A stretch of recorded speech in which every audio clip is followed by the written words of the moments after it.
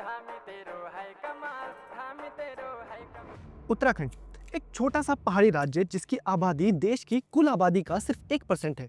वहाँ की सरकार ने पिछले 5 साल में 1001 करोड़ रुपए खर्च कर दिए हैं विज्ञापनों पर। अखबारों में फुल पेज, टीवी पर बार बार वही चेहरा और हर जगह हमने ये किया, हमने वो किया दिखाने में हर दिन लगभग 55 लाख रुपए खर्च कर रही है सरकार। और इन विशालकाय पैसों का दुरुपयोग शुरू होता है पुष्कर सिंह धामी के मुख्यमंत्री बनने के बाद। 2020 और 21 में त्रिवेंद्र सिंह रावत मुख्यमंत्री थे और उनकी सरकार ने 77 करोड़ विज्ञापनों पर खर्च किया। लेकिन 2021-22 में जैसे ही पुष्कर सिंह धामी मुख्यमंत्री बनते हैं, ये बजट 4 गुना हो जाता है। 2021-22 में 227 करोड़, 22-23 में 226 करोड़ और 2025 में अब तक 290 करोड़। ये विज्ञापनों की होड़ में जो 1001 करोड़ रुपए की बंदरबाट हुई है, उसमें 402 करोड़ मिले हैं टीवी चैनल्स को। नेशनल न्यूज चैनल जैसे न्यूज 18, आज तक, टाइम्स नाउ, एनडीटीवी पर विज्ञापन दिखाए गए और अकेले एबीपी न्यूज को 17 करोड़ का विज्ञापन दिया गया। सिर्फ बड़े बड़े न्यूज चैनल ही नहीं, छोटे छोटे और गैर स्थानीय चैनलों को भी पैसे बांटे गए। नेटवर्क 10 को 13.59 करोड़, साधना प्लस को 10.58 करोड़, टीवी 100 को 9.78 करोड़, नेपाल, उड़ीसा, असम और नागालैंड के चैनलों को भी 1-1 करोड़ रुपए से ज्यादा दिए गए,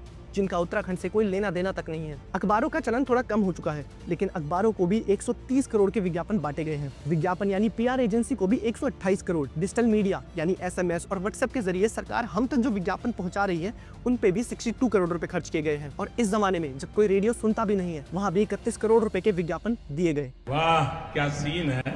प्रचार करना गलत नहीं है, लेकिन सवाल ये है कि क्या ये प्रचार, विज्ञापन सरकार और मुख्यमंत्री की छवि सुधारने के अलावा क्या उत्तराखंड के रीति रिवाज, धरोहर और परंपराओं का भी प्रचार कर रही है? अगर इन विज्ञापनों में उत्तराखंड की संस्कृति और धरोहर को बढ़ाने की बात होती तो बात कुछ और होती। चलिए मान लेते हैं उत्तराखंड सरकार ने बहुत अच्छा काम किया, लेकिन जब आप अच्छा काम करते हैं तो उसके प्रचार और प्रसार की जरूरत पड़ती है। और अगर प्रचार प्रसार की जरूरत भी पड़ती है तो ये नेपाल, नागालैंड, असम, मिजोरम, इन राज्यों में उत्तराखंड सरकार के विज्ञापनों को चलाने की क्या जरूरत है? अब सरकार है, जनता के टैक्स का पैसा है, तो इन सब में गोलमोल और बंदरबाट जरूर हुई होगी, तो उसको भी थोड़ा जान लेते हैं। लेकिन आगे बढ़ने से पहले अगर आपको वीडियो अच्छा लग रहा है तो इसे लाइक और शेयर जरूर करें और ऐसे ही उत्तराखंड से जुड़ी हुई कहानियों के लिए इस चैनल को सब्सक्राइब जरूर कर लें।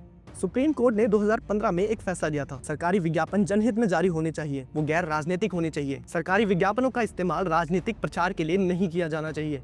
और 2021 तक उत्तराखंड में ये सब सही चल रहा था। धामी जी के आने से पहले विज्ञापन देने की प्रक्रिया मनमानी नहीं थी। किसे विज्ञापन दिया जाए, विज्ञापनों को कैसे चुना जाए, विज्ञापन कहाँ कहाँ दिखाए जाएंगे और कौन कौन इन विज्ञापनों को दिखाएगा, यह सब एक नियम के तहत हुआ करता था। प्रतिष्ठित चैनलों को ही विज्ञापन दिए जाते थे जो दिन में 18-18 घंटे तक कवरेज करते थे। लेकिन धामी जी ने जैसे ही मुख्यमंत्री का पद संभाला, सरकार ने विज्ञापनों के नियमों को ही पलट दिया। आज कोई भी चैनल जो 1 साल पुराना हो और टीवी पर आता हो, उसे विज्ञापन मिल रहे हैं, चाहे कोई देखे या ना देखे। असल में अगर आप या मैं भी आज चैनल खोल ले या कोई अखबार खोल ले, तो बिना मेहनत और सफलता के हम भी सरकार की विज्ञापन वाली स्कीम का लुत्फ उठा सकते हैं। जैसे ये है साधना प्लस चैनल, जिसे उत्तराखंड की सरकार ने 9 करोड़ रुपए के विज्ञापन दिए हैं।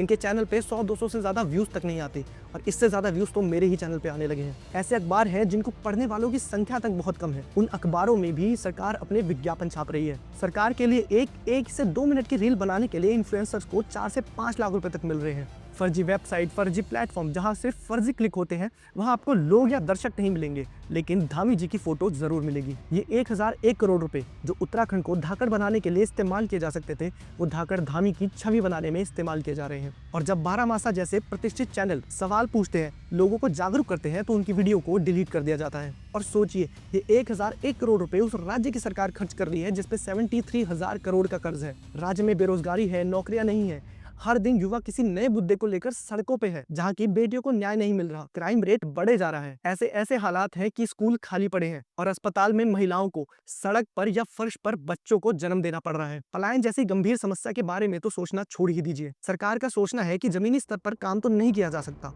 तो चलो विज्ञापनों में यही दिखा देते हैं कि सब अच्छा है, सब चंगासी, और इसी चीज का प्रचार कर देते हैं। राज्य बीमार जरूर है, लेकिन विज्ञापन हजार है। सवाल ये नहीं है कि पैसा कहाँ गया, लेकिन सवाल ये है कि इससे जनता को क्या मिला। इन 1001 करोड़ रुपए से राज्य के लिए क्या क्या नहीं हो सकता था। 500 सरकारी स्कूल पूरे तरीके से मॉडर्न बनाए जा सकते थे, अस्पताल तैयार किए जा सकते थे, स्थानीय रोजगार कार्यक्रम शुरू किए जा सकते थे, लेकिन ये पैसा चला गया विज्ञापनों में, जो ना जनता की आवाज़ है, बस सरकार की छवि सुधारने का एक सस्ता सा माध्यम है। अब उत्तराखंड की मासूम जनता को थोड़ा तो सोचना चाहिए, क्योंकि जनता का पैसा विकास के लिए होना चाहिए, ना कि विज्ञापनों के लिए। लोगों को इस पूरी बात पर गुस्सा होना चाहिए, लेकिन कुछ लोग ऐसे भी होंगे जो इस पूरे प्रकरण, इस पूरे 1001 करोड़ के खर्च को सही बता देंगे। क्योंकि कुछ लोगों के लिए पहाड़, राज्य और हमारी विरासत जरूरी नहीं है, उनके लिए जरूरी है किसी पार्टी के प्रति वफादारी। आप अपनी सोच नीचे कमेंट में जरूर मुझे बताएं, और हाँ, इस वीडियो को और भी लोगों तक शेयर करें।